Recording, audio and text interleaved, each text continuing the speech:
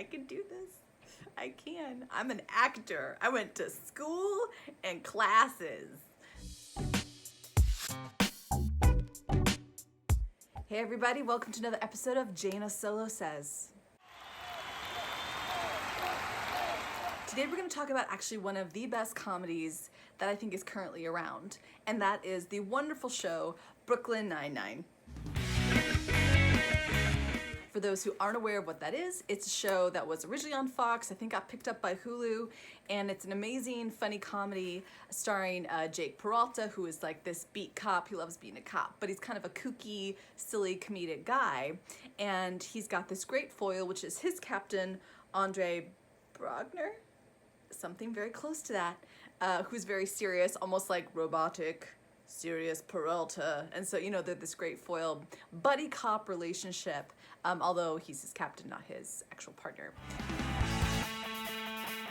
Brooklyn Nine-Nine is an incredibly funny, well-written show.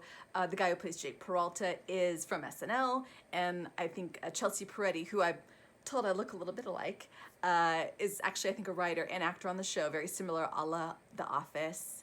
By the way, the Chelsea Peretti thing, I do look a little bit like her, but my personality is more Santiago character. So I'm like, if those two ladies had a baby, that would be me. So just for those who are trying to figure that out. But back to the story. This is a very funny buddy cop kind of type comedy, and I like it because there's so many great shows that are like procedural cop shows.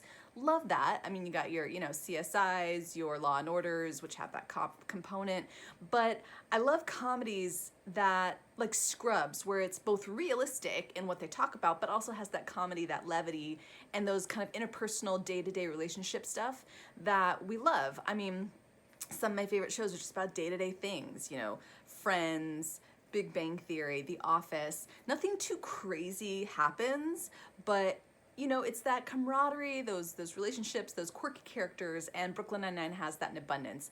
Terry, who's, you know, the sergeant, he's, you know, big buff Terry, you know, I did action films and I'm hilarious.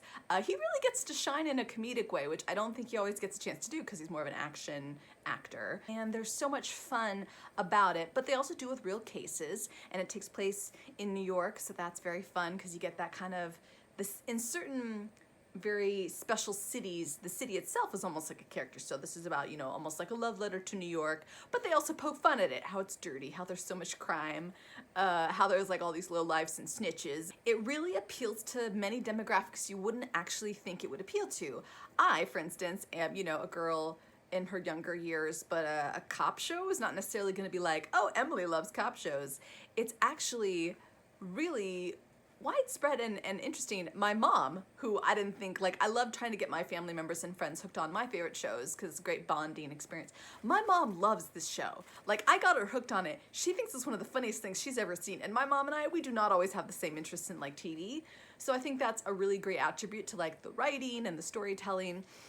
They have, you know, Halloween is kind of like, they always have thematic shows, and sometimes a show will have like, well, every Thanksgiving Felicity had a hilarious episode, and those are usually the best. And other shows, it's like the Christmas episode. For Brooklyn Nine-Nine, their favorite episodes tend to be the Halloween episodes, where they always have some kind of like duel or bet going on where they're gonna like steal something from somebody else, and it's like a heist. And of course, Jake Peralta loves everything that has to do with Die Hard, so that comes into the story a few times. They do some interesting cop procedural stuff as well. They also just integrate humor in such a fun way. All the characters are really well drawn out and specific, and they have some great guest star people that come on too. Almost everyone who is a guest star you would know. They've had a couple SNL people come on, and I mean, even a couple people from The Office, and it's almost like everyone knows each other, so it's funny because there's a lot of crossover if you do know the actors with some of your favorite classic comedy shows. It's great. Like, they deal with some very serious issues too, racism, homosexuality, but in a very approachable and fun way.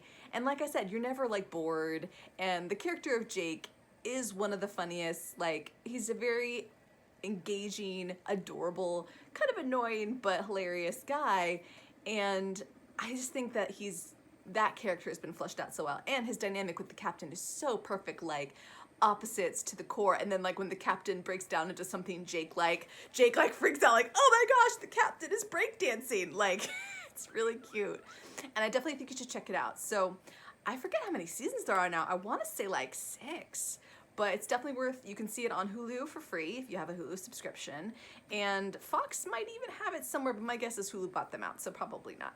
So check it out, definitely worth seeing. Any negatives about the show? Any negatives? Not that I can think of.